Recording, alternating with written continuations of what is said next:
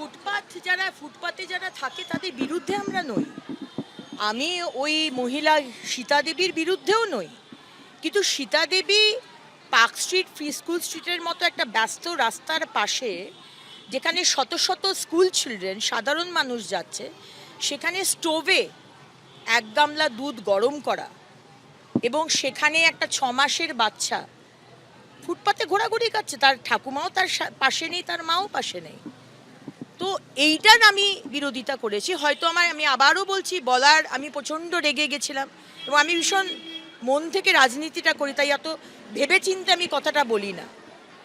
সেটা বলাটা আমার অবশ্যই অন্যায় হয়তো হয়েছে, কিন্তু ফুটপাতে তো গরম করার জায়গা নয়। এবং আমি যখন তাকে জিজ্ঞেস করছি আপনি কোথায় থাকেন, উনি বললেন আমি ধাপাতে থাকি।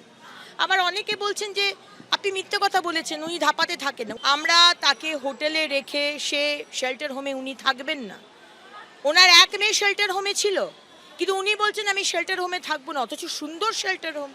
ঠিক আছে, শেল্টার হোমে থাকবেন না। আমাদের কার্যকর্তা একটি হোটেলে তার চাকরিও দিয়ে দিয়েছেন, সেখানে তিনি কাজ করবেন।